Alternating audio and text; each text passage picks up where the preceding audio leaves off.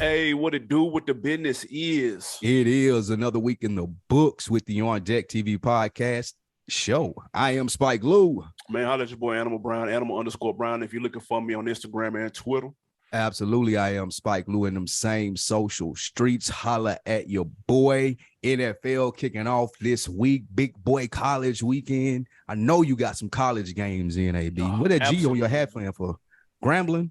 No. Was it Grambling hat? First of all, no, niggas, Green Bay, nigga, world champion Green Bay Packers hat, nigga. College football sold some slaw. I don't know how y'all still watch this shit. Not true. College football, they should be college football about to be better than the NFL. How, Sway? Because scores be 73-6, nigga. Nah, with the NIL shit, like they finna redefine what you think college football is. You'll be watching it within 3 years. Watch. It's finna be NFL plus. You think people gonna be staying? People gonna stay because they're gonna be able to make money. Like you're gonna be able to make stars in just college football, like college football stars. They ain't gonna even worry about going to the league. I don't believe that. I think you're gonna start seeing, you know how people was retiring early? For sure. Like you started seeing a little trend. You're gonna get niggas that are gonna retire after college. They make a couple $1 million and I ain't gonna play football for the rest of my life, nigga. I got $1 million. I go start me a business. I'm done. Why? And this is I think it's gonna make the game a little bit better. We're not here to talk sports, man. We are here to talk, you guessed it, Jay-Z. That's right, millennials, youngsters, 30 and under crowd. You can cut the podcast off right now. I'm talking to you, Chris Platt, Nikki Duce, Maurice Hunt, all of you guys. This is the On Deck TV podcast, man. We're doing our 5 favorite Jay-Z B-sides, not the I know that verse, not the single, not the stuff with Beyonce, but the stuff that got us like on the album tracks, those deep Jay-Z cuts. I'm going to give you my 5 favorite. AB is going to give you his 5 favorite. But before that, we're going to talk about Kodak Black being mad at Jay-Z about the Made in America, T.I. responding to his son King's recent arrest, and Jay-Z. He's talking about being called a capitalist, and he refers that to another word that we'll definitely get into. But first, Animal Brown, your man's DaBaby had to cancel a show this weekend in New Orleans because guess what? Low ticket sales. I don't want to be the one to say I told you so, so I'm going to toss this one over to you, Animal Brown. Is there room for concern for DaBaby's low ticket sales in New Orleans? None whatsoever. God, please. This is 100% no deal. No deal at all. Much to do about nothing. If anything, people need to investigate who the promoter was for this show. Because you need to retire and find another profession. UPS is hiring. What's make you say that? Because, see, here's the thing. DaBaby is a touring artist. Yes. And he does festivals and all that good shit, but he also does his own tours. And he just recently wrapped up his live show Killer Tour in February this year. He did 20 plus dates, dude. No issues. Who? 6 months ago. Yes, for sure. Half a year ago. Yes. Okay. Yes. This year. Okay. Half a year ago. In 2022, he just wrapped up 20 plus cities, dude. Now, here's the thing. This is what I found interesting. Those places that he did were places like the Coca-Cola Roxy down here in Atlanta, which we're familiar with. The Municipal, which we're familiar with back home. They're about 3,500, 4,000 seater joints. You know what I'm saying? Up to 7,000. No more than on the high end. Great night. The thing is, they had him booked in New Orleans where the Pelicans play. At the Smoothie King. So that's 17,000 seats. What made them? Whose idea was it to book an entire arena for a nigga that does 5,000 seaters? So, and that's no disrespect. 5,000 seats is 5,000 seats. But I'm saying that whose idea was to bring him down there to book that big of a spot. So I think there's much to do about nothing. I don't think he's come out and said anything about this or his people or whatever. But it smells fishy though. I'm not biting, but it's a little deal. Actually, no deal at all. Excuse me. Well, I was all ready to come on here and say this was a big deal because people know my previous stances on DaBaby. You're a hater. Yes. No, I just think it's over for him because he's ridiculously insane in the shit that he does outside of the booth. However, I don't think this is his fault. I do think this is a big deal. However, I don't think that this is his fault in the sense of, do you know what's going on in New Orleans this weekend? What's that? They're having an LGBTQ fest as far as just the whole weekend is dedicated to that. Okay. And college football kicked off this weekend in New Orleans as well. To your point, Animal Brown, the promoter should be fired. The people on his team that put this together should be fired. The booking agent, whoever's responsible for telling you September 1st, the first weekend, I want DaBaby in New Orleans in a 17,000 seat arena. That's insane, especially with the people who were there with the like that's not his crowd, to say the least. Nope. Like those are the people that he offended the last time that he was at a big event, and they damn near got him shut down and canceled. So you're not going to sell a lot of tickets, I feel like, in a college crowd with DaBaby or in the LGBTQ crowd. So I do definitely feel like that this is an issue, but for different reasons that I've spoken here before. I will say I told you so, and I'm not speaking in the sense this time of DaBaby's talent, but what happens is the lack of professionalism around you starts to happen because people who are professionals don't want to be associated with you anymore. 8 months ago, DaBaby wouldn't have had this problem because he would have had a better booking agent. It wouldn't have been niggas dipping, leaving the team. Now I don't have any confirmations that people have left the team. I just see the business starting to conduct differently.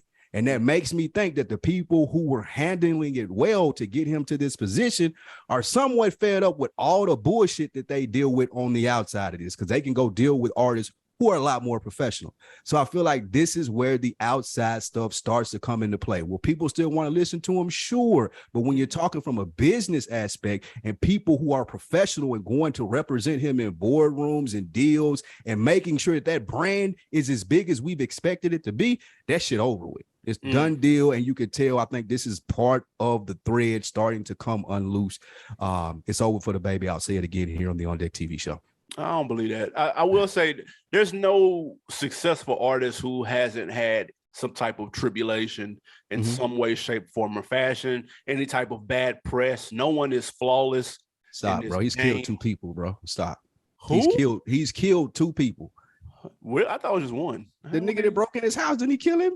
No, he just shot him. I just shot him. Well, the other dude he got to fighting with in Louis Vuitton is dead as well, mysteriously. Not by the hand. We're not gonna put that on Jesus. I'm just saying, mysteriously he's dead too. After that, but that was a joke. But again, those are all the things that we think of. Even in your response, you got to defend those actions. And yeah, people have turmoil, but it's not worth it. Like if DaBaby. If I was in a position where DaBaby's people wanted to do business with me, like a big firm that does marketing or whatever it may be, there's heavy consideration on the firm's end before they take upon dealing him as a client. If they're an A-list firm, that's what I mean. I think the bigger issue is that he's dropped about 7 records this year, and none of them. No one cares. That's part of it. That's all starting to play in. That's a much bigger issue than this fake news ass booking of only 500 tickets sold of a show that he wasn't promoting and that nobody knew about. But that goes to the story. Like if you have 7 singles, now people start to look for the threads to come loose. Oh, now you got 7 singles that flop and you can't sell out New Orleans regardless of the circumstances. We don't care about that. What we do care is that there's a trend here. That's what people are going to say. Hey, Lil Baby is 0 for 7 this year too, so he's not the only baby that's striking out on these singles. But let's be clear, he ain't like 0 for though. He has put out like a fire documentary, fire features. So people are wondering, hey, what's up with the singles? And if he book a show in New Orleans tomorrow and you find out about it yesterday, it's gonna sell out. Like, come on, you talking about Lil Baby still? DaBaby has an uphill battle. I feel. Speaking of uphill battle, man. T.I.'s son, King, the youngest. If you've been watching him since Family Hustle, it was DaBaby on the show. Now he's all grown up. He was recently arrested. I still don't know exactly why. He got pulled over for something. This came out that what he got arrested for. Yeah, he made it seem hella minor. This is the umpteenth time it seems like he's been in the news for all the wrong reasons. T.I. responded to critics asking him, yo, man, talk to your son, bro. He responded on Instagram and said, you think I ain't talked to him? You think I ain't already told him that where this road leads, it's going to end him up in jail? That's not where he wants to be. It is all on him, whether he makes this right or not. It is out of my hands. Do you agree with the stance that T.I. took? I do not, man. And people that listen to this show for the years, they know Clifford Harris is my guy, maybe my favorite rapper of all time. However, when I hear this, and this probably got a lot to do with me personally, more so than the opinion itself. I don't have kids. I didn't grow up with a father in my life. So when I see this and I'm thinking of the position that I would take as a dad if I did have kids and I was T.I., I'm not voluntarily handing my son over to the penitentiary if he feel like that's the type of energy, you know. Like, I got a whole corporation and business stuff to do. So every day we wake up, y'all, you with me. You ain't going nowhere else. Ain't no more friends. Ain't no more going to kick it. Like, you work for me now. And if you protesting, like, we can go outside and fight. And until you can whoop me, you work for me. I'm gonna pay you, make sure you good, and yeah, we're gonna document this. That's the first part of it. Like, I don't see the voluntary, like, as penitentiary energy. Like, if he comes from that, as we know he do, you would think, and I know it's hard, like his family, he probably did a lot behind the scenes that we're not privy of fighting against this. I understand that. No doubt. However, it's just, I look at it differently, maybe because I didn't have that, and that's how I would want it to be in an ideal world for me.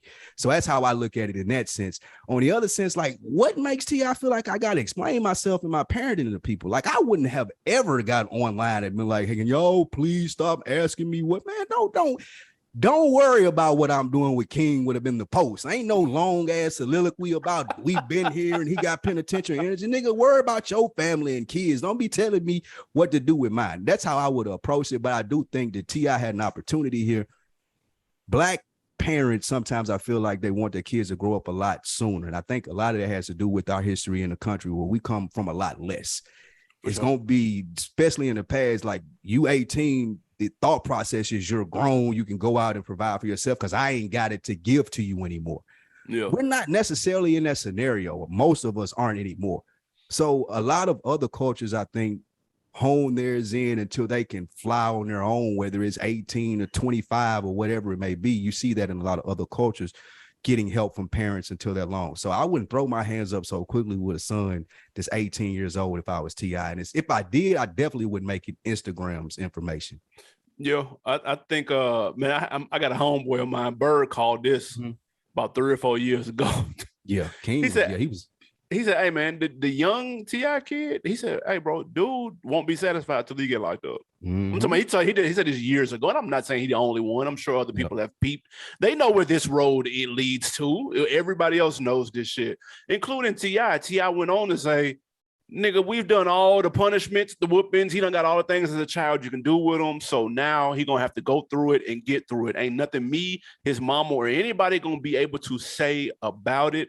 But I'm going to love him all the way through whatever it is he's going through. But he gonna learn his lessons. Life gonna teach him all the lessons he needs to know.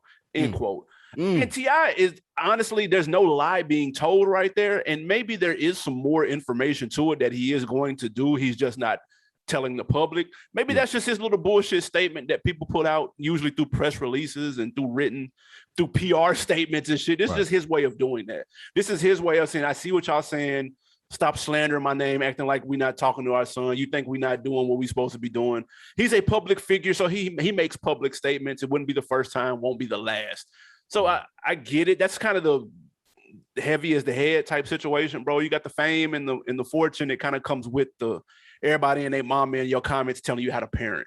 So this is how T.I. handles most situations. He did the same thing with the sexual assault case or whatever the case was. He did the same thing, hopped on IG Live and said his piece on there. He did this the same way. This is how he handles a lot of shit. But it's I hate to see, because I'm not finna sit here and try to psychoanalyze the son, but you hate to see someone in a position of his in which he should be the next heir nigga to grand hustle something. Yeah. But instead he's giving out captions explaining why he got arrested using 2 C's on the word back. And it just looks mad corny. I'm gonna be real. That's the thing that I didn't mention too. Like, if I'm T.I., bro, I did come from nothing. Like, I'm the nigga that came from what you trying to act like you came from. So you damn sure ain't finna shit up my name. Like, you ain't finna fuck up this name that I built. So again, like I said, I understand what you're saying about releasing a public statement and having to address it that way. But when you see people like T.I. who go fight in Jay Alexander's parking lot or Houston's or whatever it may be, and they're fighting for all of these causes, and you're very outspoken and trying to save other things, to throw your hands up and be like, well, he's penitentiary and there ain't nothing I could do with him. Like, nah, like you don't do that. When he didn't say ain't nothing I can do. He said the only person that can change to make the change is himself. It starts with him, which that's fair. But that's true. However, it comes off like I'm gonna let God deal with it, like he said, versus not like I think the other people who aren't going to be as careful with King would look at it like, shit, his daddy gave up on him, fuck him too. Like I'm talking about like just not getting any breaks. Yeah, like judges or whatever it may be, not just society in general. I'm trying to say, like just not getting a break. Like I feel like a lot of times us as black men, you get people that give up on us and they're like, well, fuck it. Then the rest of society finds it easy to do so. Shit, they culture don't love them and won't give them what they need. Why the fuck should we? I say that to say T.I. should have came off a lot more loving to him. Maybe he's done that. Maybe he tried that. But I just don't feel like it's everybody's business that he's going to share that tough love part of it with him. When does King have to take some responsibility, though? That's all right now. I've told you, like, if I was T.I., like, we fight, bro. Like, yeah. Till you can, unless he think King can beat him up, and even if he could beat him up, I promise you, I get a security guard to beat that nigga up. One of them big 300-pound, like, that nigga would be terrified if I was his daddy, bro. Like I'm free, like unless he would have to call the police on me and literally be a bitch ass nigga and be like, man, my daddy got the security and shit beat me up every morning. Nigga, you up at 6, you coming with me. Now that might mean T.I. have to cut some shit out that he don't want King to see in his extracurricular life outside of the house. But hey, man, that's your son. That's more important than I feel like what he might have going on. So if it was me, how I would handle it, Spike Lou, if I was in T.I. position and had that type of money, every day I wake up everywhere I go, you with me. You my apprentice now, little nigga. And if you got a problem with it, until you can beat me up or pay somebody to beat this big ass security up, like you just got the roll with it. You can stick your mouth out, all that shit. Every time smack. Like, come on, bro. Like tough life. That's gonna be the tough love. And Instagram will have nothing. Put that on IG. I'd tell him to film that, nigga. Your ass getting whooped out here in this driveway of the Black House every day. But nah, like I couldn't just be like, let God handle that's penitentiary energy. Because T.I. came from that. And people probably said that about him. You know what I'm saying? Moving on, my man Kodak Black made my starting 5 when we did that. I think he was my 6th man, a young guy. I can't remember. Kodak Black is mad. He's angry with the Made in America Festival people because he pulled up late and they would not let him perform. Moving on with the show, Kodak Black said they're robbing fans of an experience. AB, if you're running the Made in America Festival, are you letting the show go on or are you waiting for Kodak Black? Yeah, his set got to be canceled, big dog. They said he arrived with 7 minutes left on his set. He claimed he was just a little bit late. Ooh, shit. Nigga, what was your set? 10 minutes? Nigga, no. Like this, look, man, the festival doesn't revolve around you. And it's very possible him being late might not even have been his fault. No. Honestly, there's a myriad of things that could have happened. There's no telling. But the fact of the matter is, and I guarantee you it's in something he signed, if you pull up to this late, nigga, you're not going to perform and you're not getting paid, which is the real reason he's upset. Like, man. He don't give a fuck about my fans didn't get to see me. No, nigga, you didn't get that bag, nigga. Get out of here. That's why you're hot. And that's okay. I understand it. But to blame Made in America, especially if the reason you were late is you, if that was the case, which he hasn't come out to explain, bro, I don't want to know, bro. Like you can't. He was supposed to be there at 6:45, bro, at the goddamn Liberty stage, nigga. And if you're not early, then you late, bro. Like it. And this not, we're not gonna sit here and act like Kodak is late. He's on some Lauryn Hill shit, nigga, an hour late to every show, and I don't know nothing about any of that. But you were late to this one, and they have strict rules, and it is what it is, dude. You can be mad all you want. He'll be fine. He'll get plenty of bags. There'll be plenty of other times to go see Kodak. But, bro, no, I'm not letting that nigga perform. But we're not holding up everybody else shit, nigga, because of you. Yeah, I agree with you 100%. Be more professional. Pull up on time or let me know so I can make some shit move around. Thank you. To prepare for it. But you're definitely not pulling up with 7 minutes left and thinking that you're about to steal cash this check. And if I was Jay-Z and he called me out directly and I caught wind of it, I would let him know that. Actually, it's probably Jay-Z ain't even responding to no shit like this. But he did at Jay-Z in his gripe because he's behind the Made in America Festival. Some other names on the list: Tyler, the Creator, Bad Bunny, Lil Uzi, Jasmine, Pusha T, JID, Flo Milli, Larry June, Babyface Ray. So I mean, it was Glorilla was there. Glock. Yeah. Here's what we talk about again with professionalism. If I'm Kodak Black, I see these names on there. I know this is a big dog festival. There's no way that I'm gonna be showing up with 7 minutes late. Then try to blame somebody else, bro. It's on you. Like it's just, as a part of growing up, it's a part of being good in this business as far as taking responsibility. This doesn't make him look any better by coming out and blaming them, saying what they should have done. Now people don't want to work with you. Now you booking falls a little bit. I mean, it's no need to do this, man. Be more professional. Show up on time, little nigga. I remember I was looking at Tony Yayo. Tony Yayo was on I think he was on Vlad, and he was talking about how 50 was like the ultimate professional. He said 50 was never late to a show. He was never late to anything. Like he made it a point to be early to literally everything. He said dude was so laser focused on his business, whether it's the show, the interview, the meeting. He said, bro, you couldn't pay 50 to be late. He was very, very specific about being on time or early to shit. And that's just the difference in the way people look at business. Again, I'm not going to make this an indictment on Kodak's whole character because we don't hear this from him often. But I'm just saying, I thought it was interesting. I just saw that not too long ago. I thought it was interesting. Like people take their shit serious, nigga. It's your brand. It's your name, man. Like, bro, and news travels quickly, bro. And all this shit is connected, bro. It's Live Nation. You can shit on Live Nation all you want to, nigga. They throw every fucking concert, bro. Exactly. They're over everything, dude. Like you got to look at this shit, all of it, every aspect, and you see why people, and that's what makes people buy in. That's what makes stars be okay with, oh, got 50 name on it. I can do business with this. The product may not be great, or I can, if I'm Universal, I can release another 50 album because the business is good. When people know the business is good, you get a lot more opportunities. And that's one thing that we could improve upon in our culture.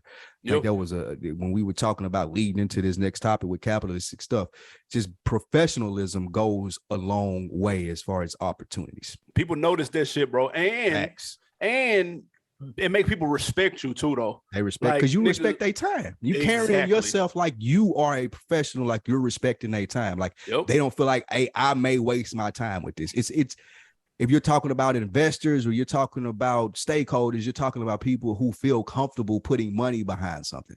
People who feel comfortable like buying into your vision or dream, because a lot of niggas can talk. Like who's gonna show up and do, like you said, and consistently be professional while they're doing it?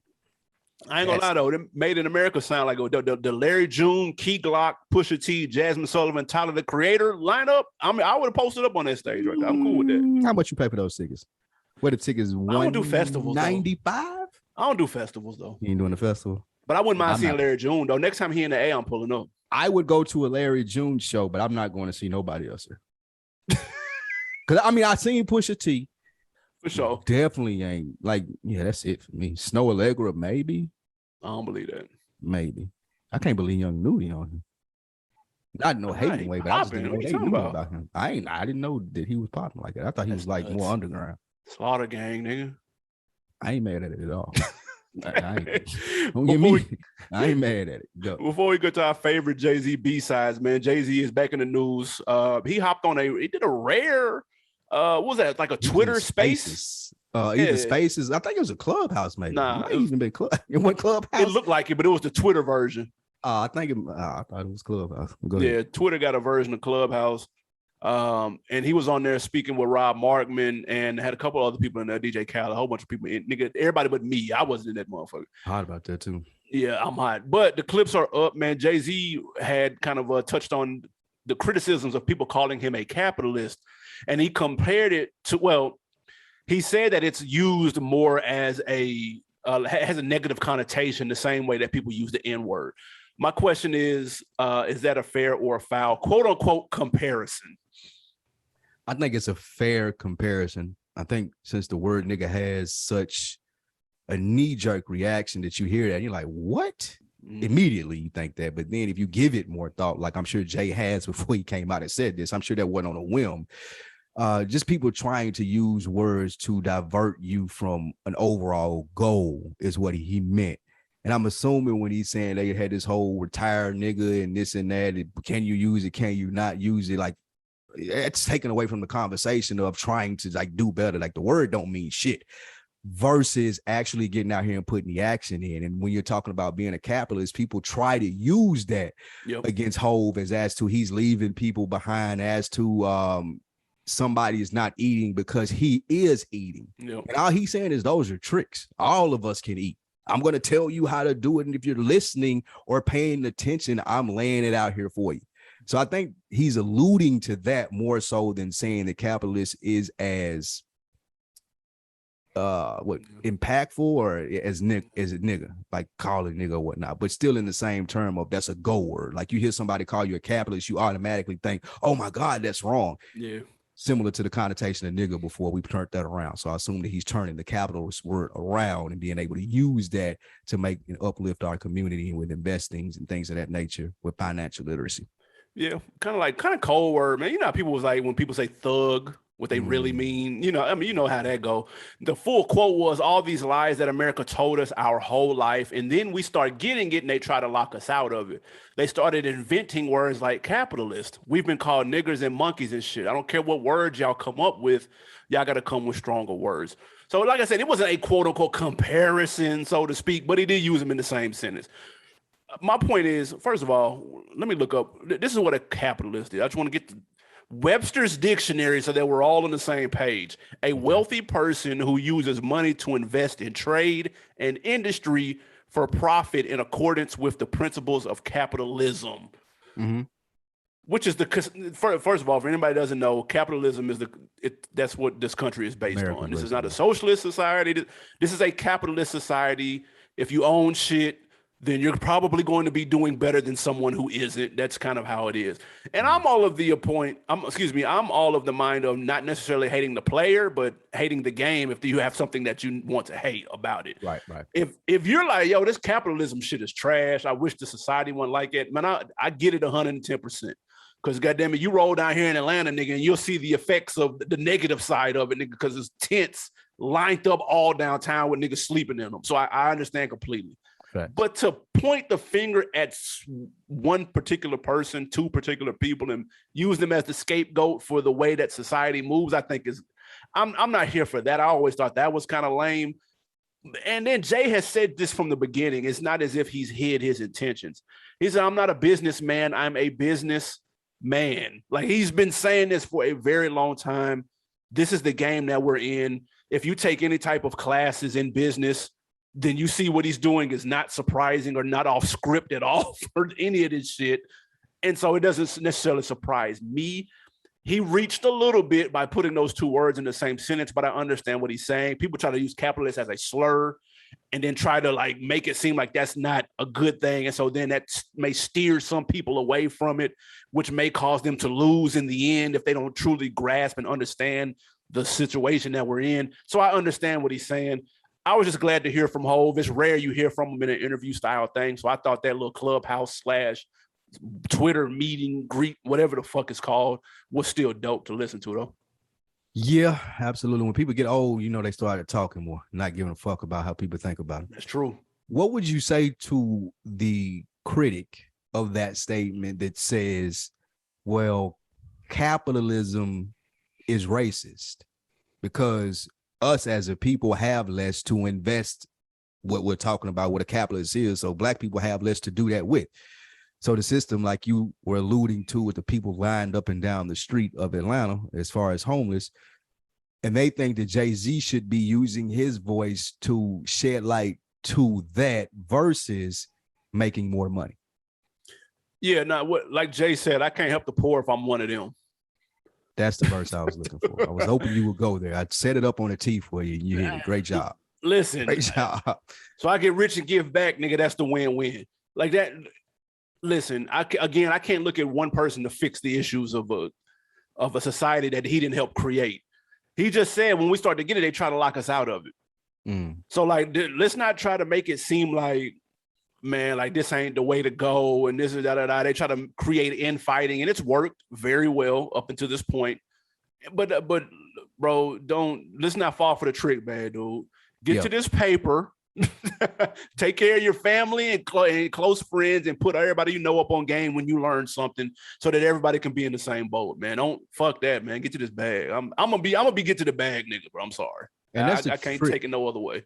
Yep, absolutely. And that's a trick that niggas try to pull with when you're talking about niggas like LeBron, or you're talking about niggas like Jordan or Jay, Oprah. Man, Oprah. They don't do enough. Man, could they do more? Absolutely. We all could.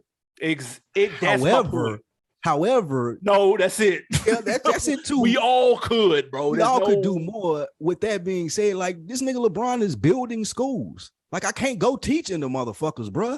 Like Jay-Z, like the little shit that I do probably trumps what you've done in the last 10 years. So yeah, I get like what, yeah, okay, you can criticize me, but go do something.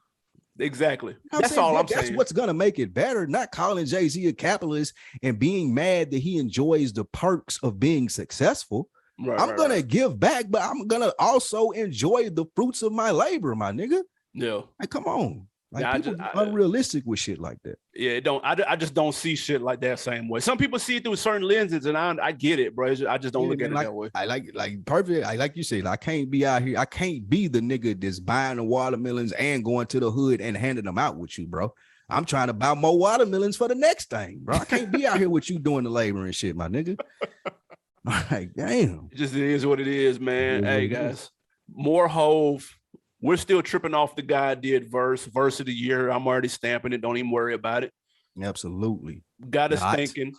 Oh, shout out to the homie Bakari. He said y'all definitely did a video about Hove's verses, but it was a bracket video from last year, and he is 100% correct. We did a March Madness Sweet 16 of Jay-Z's best verses bracket style. So good looking on that. Too many videos, man. We be forgetting shit. Sorry. Yeah, absolutely. We appreciate that, Bakari. Absolutely. But we flipped the script, man. We going B-sides this time. Y'all remember Hove had a B-side concert in Brooklyn, which I'm still hot I couldn't go to. Facts. I think he might have had two. I ain't know about the second one. I remember he did too. I think Netflix Tidal or something. I think this one Cam came out too. Yeah. I remember. They did Welcome to New York. And Jimmy. I did. Anyway, so we thought it would be dope. Man, we'll break down give our 5 favorite B-sides. We have not seen each other's list. If we had the same 5, that would be fucking insane, but I doubt it. Seriously, I threw a couple curveballs in here. Yeah, I don't think we got the same thing. I seriously would doubt. Maybe one. I see maybe one, possibly. However, I got 2 honorable mentions just in case, though. I made a whole playlist. I was excited about I got 30 songs, my nigga. So I got options, actually. This Bakari tried to throw the curveball, didn't want us to do it, saying there was already Hove. I'm just joking. I don't know if he did that, but y'all going to get this Hove. Y'all thought y'all were going to talk us off of it. We had to be holders of the fort for this generation and talk more Hove, like you said, off of these verses, off of the last verse, that he did for Khaled. God did, because Hove did. Absolutely, man. B-side. What's a B-side? Anybody that don't know, what would you consider a B-side? B-sides is the album tracks, not the ones that you consistently hearing on the radio, not the first song that you hear at the concert, not the closer at the concert. But when you pull up at the light and you hear a motherfucker bumping that, you be like, oh, they know. Oh, they fuck with him heavy. Oh, those tracks where, yeah, people know of them, but when you write the word for word with them, and those are the first ones that you go onto the albums that aren't the main tracks, those are the ones we're talking about right there. Yeah, it came from when singles used to come out, and then there'd be an A-side and a B-side. The A-side would be the actual single itself, and then the B-side would kind of be the other record that they would drop in tandem with that. Most of the time would get less pub because it was all about the A-side record. So B-sides, like you said, man, the ones that don't get as much pub, but all the fans know it though. If you know type situation. Kick it off, man. What's one of your favorites though? They recently just put this on. I talked about this not being on. I mean, it may have been Spotify because it's definitely on Apple Music, and I was so thrilled doing the research when I fucking found this. I listened to it on repeat because I hadn't heard it in forever. My first one of my favorite Hove verses, and I know you probably don't got this because it's album slept on. It's R. Kelly and Jay-Z. It Ain't Personal, where he talks about A alike, B alike. We don't vibe no more because we don't see alike. Your mom's got it twisted. She think Hove changed. No, Hove still here like Road Gang. Man, God. I have that on my list. No way you had that. I'm hot about that. That was my curveball because I didn't think you was gonna go collab. Project. That's probably one of my favorites. Whole verses, period. Like, that song is banging though. Facts. And a lot of people not on that either. You'll play that and you'll be like, but yeah. Not because that album is slept on, honestly. Facts. Like most people but let me say that if you're a fan of Jay, then you probably know that has some heat on it. And that was one of them, clearly, because that song is the shit. I thought that you would go with the intro. The intro was my honorable mention. That shit's so hard, though. Welcome to the basketball. I definitely thought that you would go with the intro, which is why I picked that one. But I'll switch it up, though. I'll take it back further than that. I'll go Volume 2, Hard Knock Life, which is a banger album, clearly. I went with A Week Ago, which is complete flames. I thought he used Too Short perfectly on the hook. Facts. Didn't need a verse. Shout out to Too Short, though. But I just think that I like when people take other bigger name artists, but then utilize them in different ways that don't always involve with getting a verse. Like sometimes you flip them on ad-libs or just a hook or just an outro or just an intro. And I thought that was a super dope way to flip it. But that album is banging. Volume 2 goes super tough. But that Week Ago, that's my shit. That shit go hard as fuck. That was the first Jay-Z album that I bought. I remember. Hard Knock Life. That damn Annie got you. Yes, absolutely. I'm like, this is my guy. Next one for me, R.I.P. to my guy, Tajoki Ike, man. This was his favorite Jay-Z song off the Black album. Listening to this song is almost like watching a good episode of Raising Kanan. It feel like you almost watch Sean Carter grow up. And there's no such thing as a good episode of Raising Kanan. I said almost like watch. There were good episodes of great episodes of Raising Kanan, this would be the one. It's Allure off the Black album. Yeah, I had that too. Off the line. The allure of breaking the law is always too good for you to ever ignore. I gotta think that's my shit. My guy makes me think of my guy Ike. He used to do this little dance when it came on.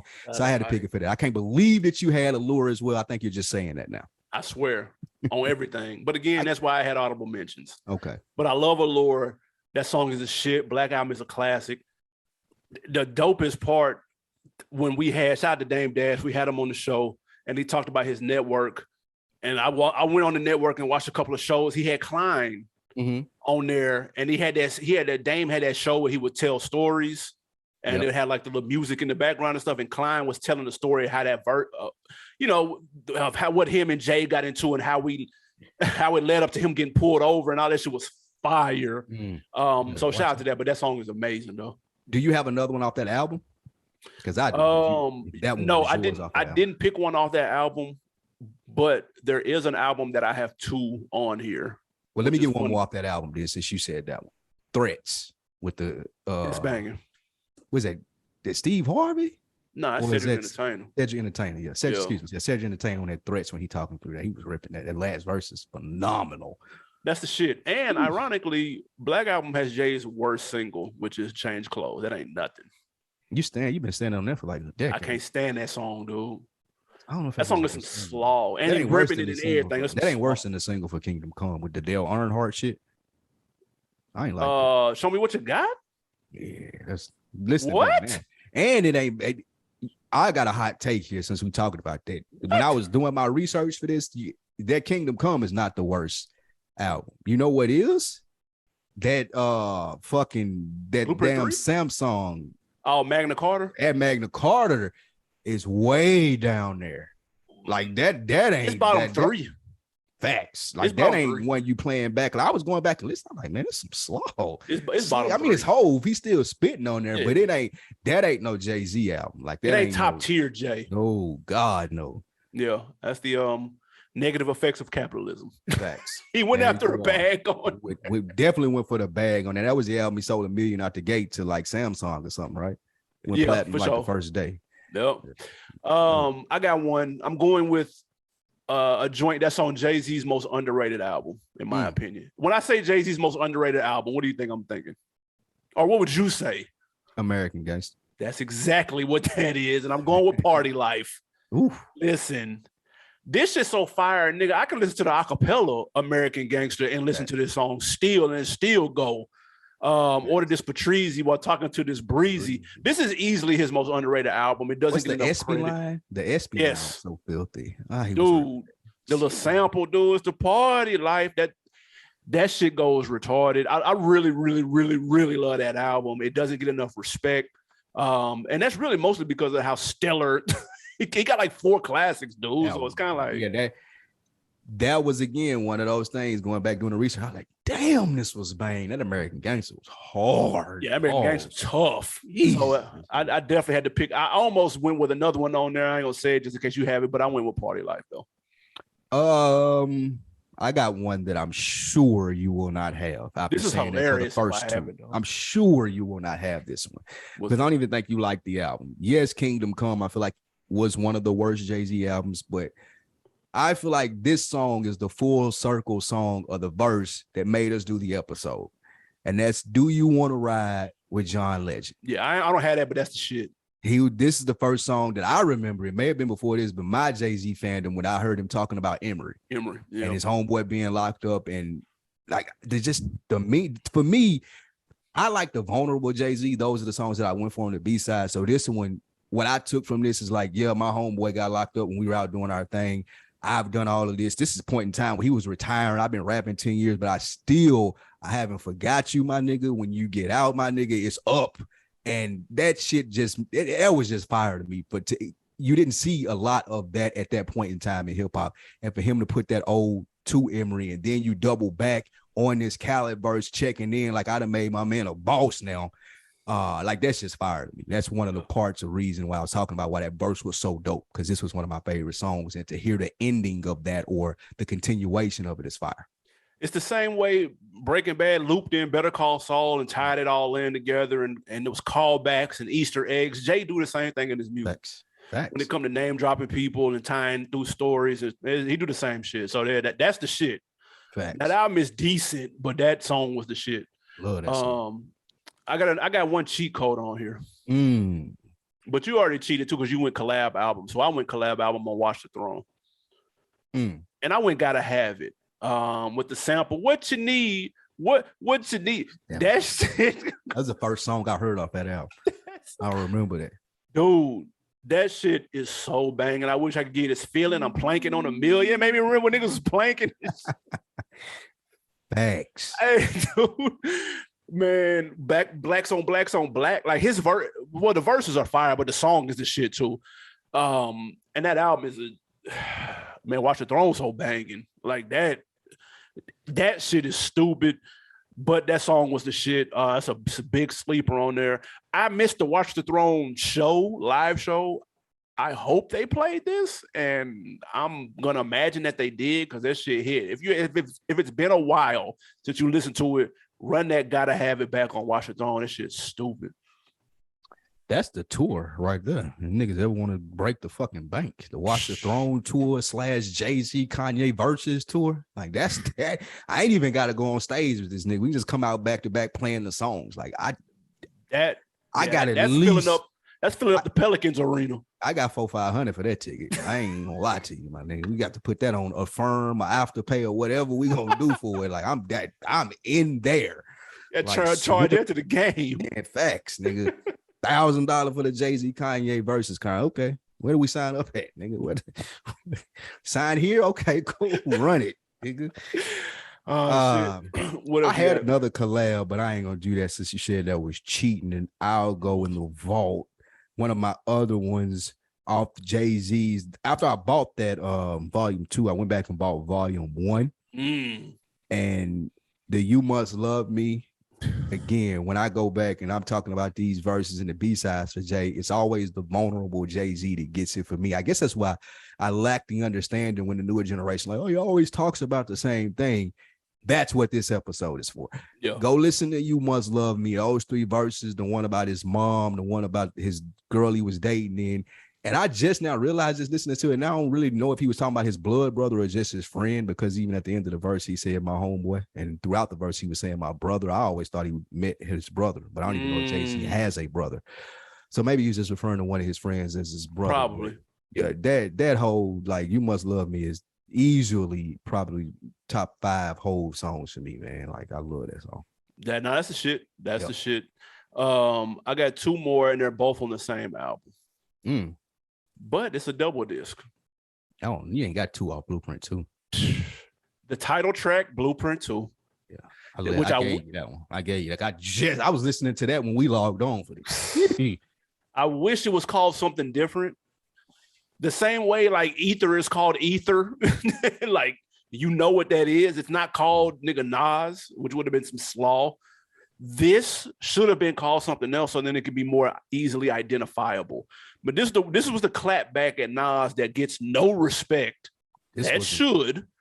Nigga, the rap version of TD Jakes prophesizing on your CDs and tape. This was a very adult diss. And if I was Nas, I'd still be mad about this too. Like, the Ether was cool if we jonesing. Right. Like, you being funny. But this nigga, like, Blueprint 2, something different, man. Like, I was listening to this as, like, my mindset now in the age I am now, like, this nigga was shitting on you, bro.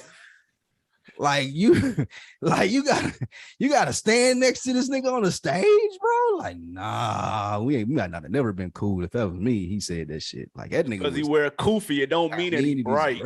Fake version of TD Jakes prophesizing off your CDs and tapes won't break you a crumb off the little bit that he made. This is who you want to place your fate. God, put dollars on mine, nigga. Ask Columbine. Twin Towers dropped. I was the first in line, and the nigga was killing me. And he was favorite songs. He was genuinely perplexed. You could tell, like, rapping this, like, y'all talking about this nigga? Like, y'all really doing this? Like, that's what made the song fire. Is it Uchi Wally or is it one mic? He was questioning that shit as he was doing it. That shit was fire, nigga. God, this shit was bang. I thought my last one, since I'm still on Blueprint 2, just since I already don't spoil that. Okay. But I'm going disc 1, and I feel like this song is criminally underrated. But A Dream with Faith Evans, where he talking about where he big came to him in his dream. That's nigga, I said, jealousy, I said, got the whole industry mad at me. I said, like, all of that, dude. Making this playlist just brought so many memories. I remember when we first listened to this and we was listening, we was like, man, little Larry was going crazy. And like, it just, I remember like just digesting some of this shit for the first time and how impactful it was. And I guess why we hold him in that regard. For sure. Yeah. That's my last one. I think that's crazy. How many more do I have? Because I could do this all day. Uno, one more. My last one, if I have to choose, will probably be one of my favorite Jay-Z songs ever. I think I said about all 5 of these. Yeah. It's the Where Have You Been with Benny Siegel, the verse with Bean's version when he fucking started crying on the first track, and then Hove just like wrapping it up so gracefully. The story about their dads not growing up with them personally resonates for me. It's just, I could listen to that song and almost get teary-eyed today. Just how them niggas was giving it up. And then the second one on Bean's album where Bean's almost apologized for his verse to his dad. Like, I Still Got Love For You. That's the name of that one, but that's a Bean's one. But Where Have You Been with Bean's, easily top 3 for me, Hov. I knew you was gonna pick something off Dynasty. The Dynasty album. You know, that's one of my favorite Hov. That's what I'm saying. I thought you was gonna go this KB Life. Yeah, honestly. Snoop and Memphis Bleek best verses of their lives are on this CD. Relax. No hesitation. Relax. Like, that ain't even an exaggeration. Memphis Bleek best verse of his life is on number 6. Easily. And then Snoop ripped that too. How often do you say that?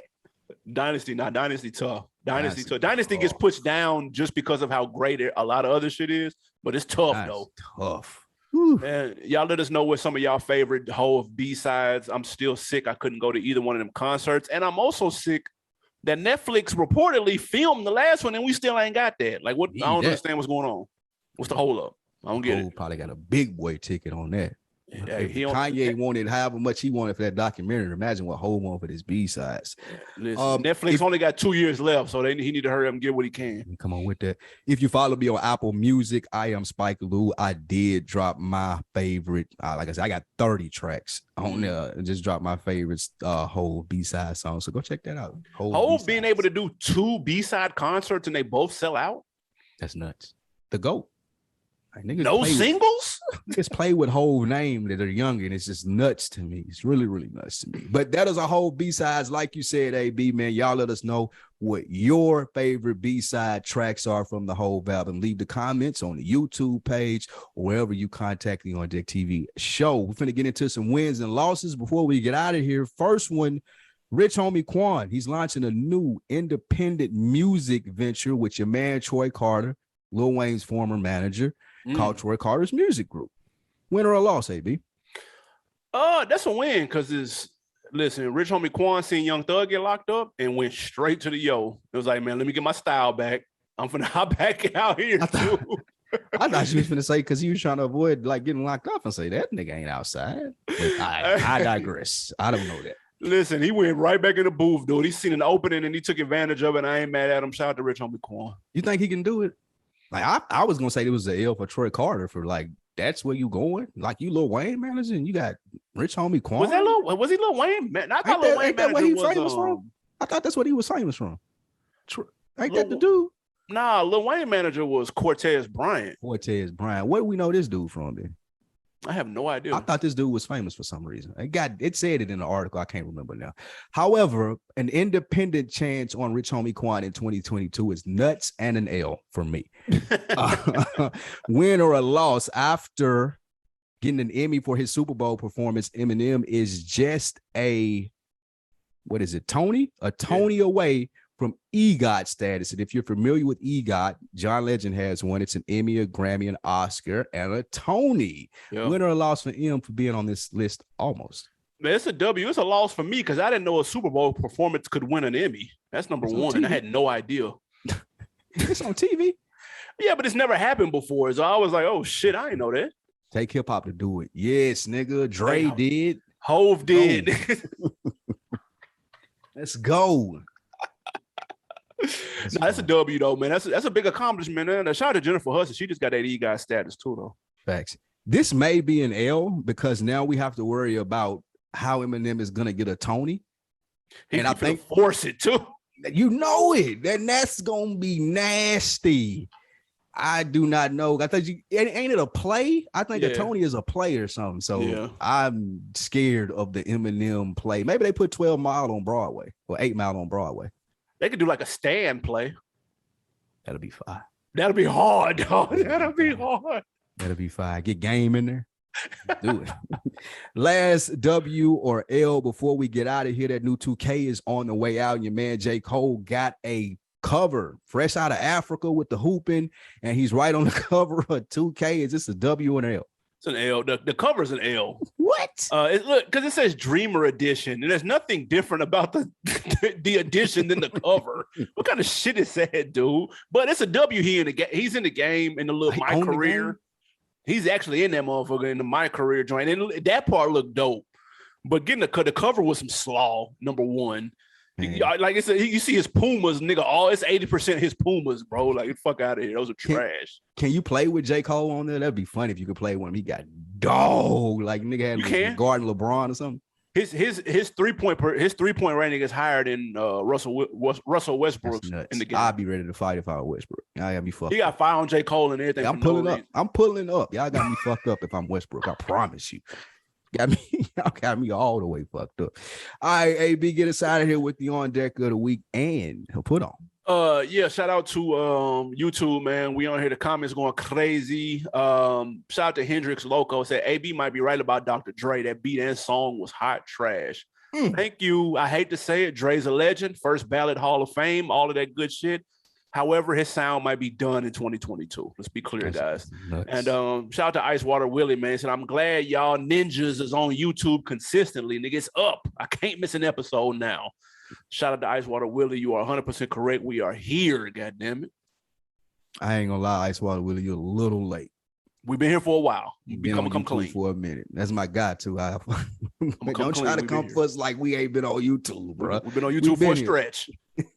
But I'm glad he found us, though. God damn it, that's what's up. That's a fact. I'm just joking around. What you got to put on, man? Another week in the books. Listen to that podcast every Friday. Also, the nerds that listen to On Deck out there, man, tap in with me because I tried the Lord of the Rings series on Amazon. Supposed to be the most expensive show ever done. Trying to get some Game of Thrones fix in there, and the first 2 episodes was rough. I ain't gonna lie to you. It was a lot going on that I had no fucking clue what was happening, but it looked good. It looked fantastic. Maybe maybe the best looking TV show I've ever seen in my life. I will say that. However, if there's anybody that has knowledge on that world and the lore around the story, tap in with your boy, man. Shoot me an email or a direct message. Let me know what's going on after these first 2 episodes because I'm not getting it. Nerd alert. Oh, super good on that. This is killing Marvel shit, though. I will say that. I promise you this. There ain't no way. I got to put on, man. I went to the movies. Jim and Aaron cooking on it too. So they have. I fuck with Jim and Aaron. They don't know nothing about that. So, my put on for this week, I went to the movies as usual. I live in AMC. I saw a movie called Breaking with a dude about the true story about the dude who held the bank up, a black dude, and it happened in Atlanta. It happened in Marietta. I've never heard of this. Yeah, it's not getting a lot of pub, but he was a preview or nothing for this. That's what I'm saying. He ain't getting a lot of pub, but he was an Army vet that held up the bank because they wouldn't pay him his VA check. They held up his check, so he held up the bank, but not to rob the bank, just to bring attention to VA doing them wrong. So, and it happened in Marietta 2017. It's a crazy story, and it's funny because I was living in Marietta then, and I had no idea this happened. you know, they don't put bank robberies and stuff on the news though. Remember we talked about that? Because you remember when we first got down here, we worked a temp job, and it was a bitch that worked with us that robbed a bank with her son. Like we literally had talked to her. I remember that. Yeah. We literally had talked to her that day, and it was on the news that she was at work that day and robbed a bank that night. I remember that. She didn't come the next day, and we saw it on the news. However, one of the reasons they don't put bank robberies on the news because they don't want other people to try it and feel like the more that they promote them, the more people would try them. So they don't. They usually try to deter away unless it's something like somebody died or it was like something ridiculous. They usually try not to report those. But it was a good movie. It was. Here's the thing, though. The main actor was trying to get his Denzel on, and I seen that from the trailer, so it didn't bother me. But I can see it taking somebody out because he was doing the John Q. He was trying to do his Denzel, his John Q, very John Q-esque, but it's a very interesting story, dude. It's fucked up story. Make you want to root for him. What made you want to see that? Huh? Did you see the preview? Yeah. Okay. Yeah, they showed the preview in one of the shit I seen not too long ago. I was like, I'll pull up to that, and I heard good reviews. I was like, I'll fuck with it. I recommend it. It's pretty good, but if it come out on it's probably gone soon. But check it out on streaming when it dropped, though. It's pretty dope. Got you. And also, my Green Bay Packers kick off their season this year. 14-3 is my prediction. Super Bowl ring, obviously. The road to the championship goes through Lambeau. Goddamn it, let's get it. Vikings gonna win that division, and you're gonna be so mad. Not really. We still gonna win the chip. No, it's over for you, y'all might win 5 games this year. This nigga. You heard it here first. It's over for the reign of A-Rod. It's over. Hey, man. This episode is over, guys. We appreciate you tapping in as always. Let us know in the comments on YouTube, man. What's your top? Give us 5 of your favorite Hove B-sides. YouTube.com/OnDeckTV. What else before we get out of here, man? That's it, man. I am Spike Lou. That's Animal Brown. We appreciate you guys. We out. Yes, sir.